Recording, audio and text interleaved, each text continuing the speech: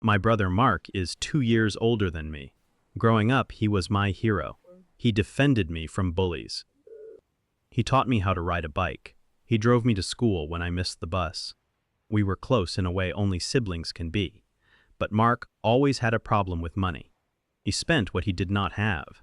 He borrowed what he could not repay. He lived like tomorrow would never come. Our parents bailed him out dozens of times. They paid his rent. They paid his car payments. They paid his credit card bills. They never asked for the money back. They said he would learn eventually. He never did. I watched all of this from a distance. I loved my brother, but I did not enable him. I did not lend him money. I did not co-sign loans. I did not let his problems become my problems. Then the emergency came. Mark called me on a Saturday. His voice was shaking. He said he owed money to someone dangerous. He said if he did not pay by Friday, he would be hurt. He said he had no one else to turn to. I asked how much. He said $10,000. My heart sank. $10,000 was almost everything I had. I had been saving for 2 years to put a down payment on a small house, a place of my own, a future. I said, Mark, I do not have that kind of money. He said, please, Olivia. You are my only hope. I will pay you back in 3 months. I swear on my life. I hesitated. I thought about all the times our parents bailed him out. I thought about all the promises he broke. But I also thought about the brother who defended me, the brother who taught me to ride a bike. The brother I loved. I said, okay, but you have to promise me 3 months. No excuses. He said, I promise. I transferred the money that night. I watched my savings account drop to almost nothing. I told myself it was worth it. He was my brother. He would pay me back. He promised. 3 months passed. I did not ask about the money. I did not want to seem desperate or distrustful. I trusted my brother. I believed in his promise. At the end of the 3rd month, I sent him a text.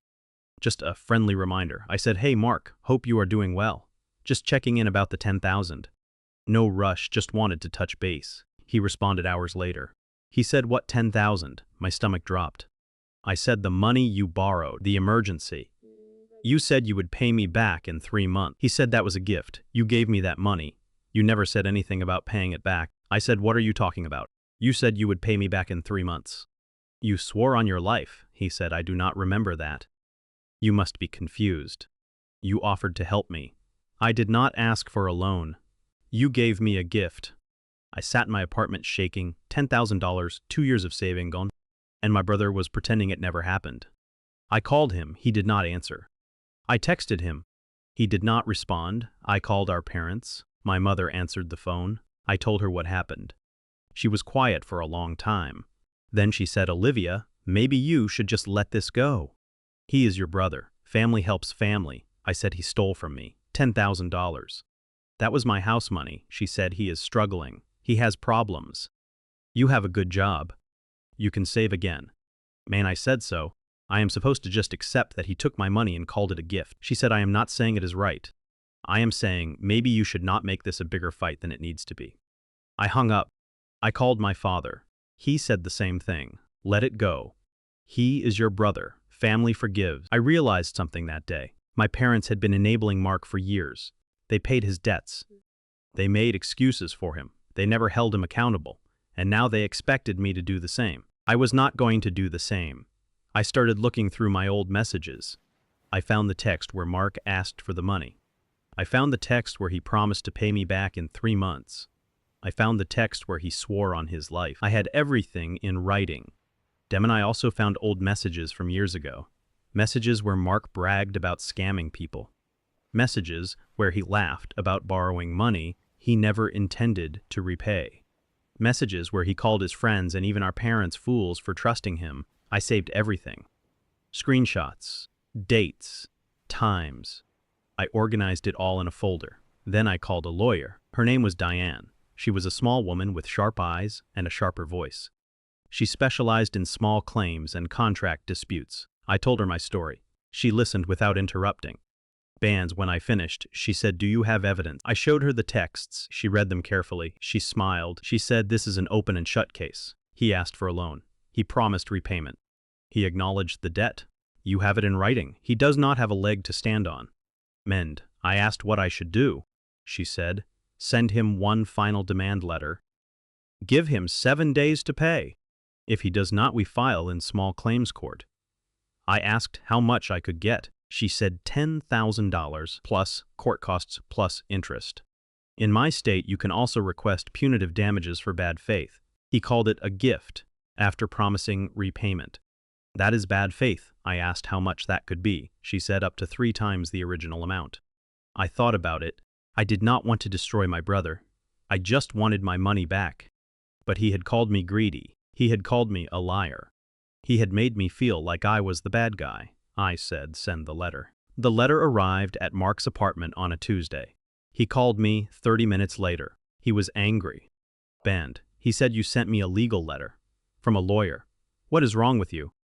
I said, I want my money back, Mark. $10,000. You promised. He said, I told you that was a gift. You are being greedy. You are trying to ruin me over money. I said, you ruined yourself. I am just asking you to keep your promise. Mend. He said, if you take me to court, I will tell everyone what you did. I will tell them you are a terrible sister. I will tell them you are trying to destroy your own brother. I said, you already told everyone I was greedy. You already made me the bad guy. I do not care what you say anymore. He hung up. 7 days passed. No money. No message. Nothing. Jai called Diane. I said, file the case. The court date was scheduled for a cold Tuesday in March. Mark did not hire a lawyer. He showed up alone in a wrinkled shirt, looking hungover. He would not look at me. The judge was a woman in her 60s with gray hair and tired eyes. She asked Mark if he borrowed $10,000 from his sister. Mark said she gave me that money as a gift. She never said anything about paying it back. The judge asked if he had any evidence of that. Mark said no, but that is what happened. The judge turned to me. She asked if I had evidence. I handed over the printed texts. The request for the loan. The promise to repay in 3 months. The oath on his life. The judge read everything. She looked at Mark. She said, your sister has clear evidence that you asked for a loan and promised to repay it. Do you dispute the authenticity of these messages? Mark said, those texts are taken out of context. The judge said, what context would make a request for $10,000 followed by a promise to repay something other than a loan? And Mark had no answer. The judge ruled in my favor.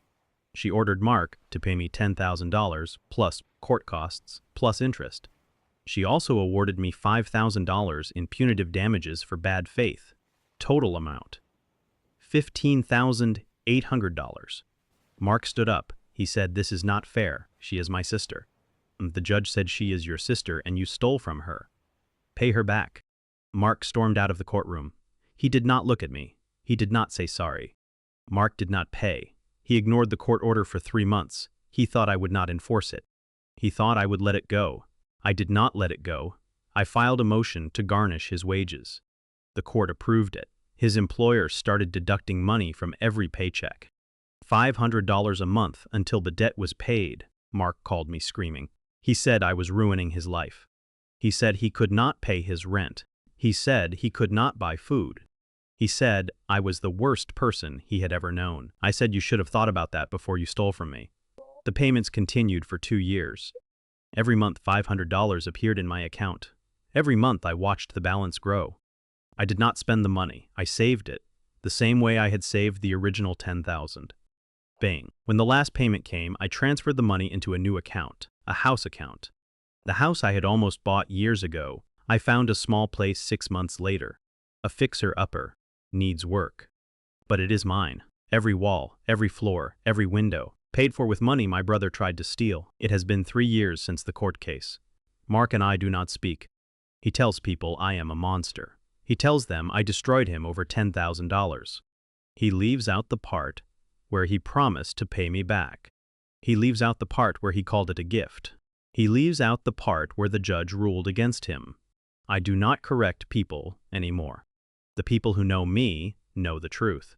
The people who believe him were never on my side to begin with. My parents are still caught in the middle. They do not know what to say. They love us both. They wish we would make up. They do not understand why I cannot just forgive him. I cannot forgive him because he never apologized. He never admitted he was wrong.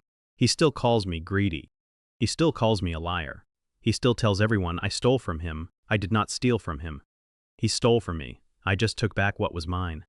Bend. If you are going through something similar, here is my advice. Keep the receipts, save the messages, document everything. People will try to rewrite history. They will try to make you the villain.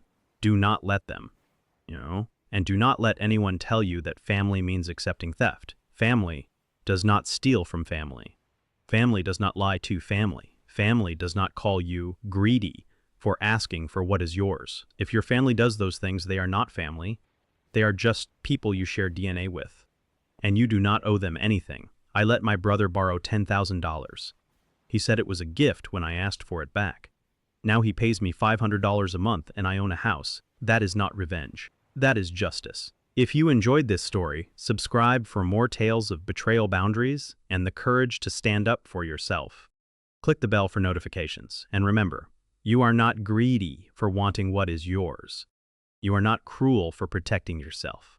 You are strong.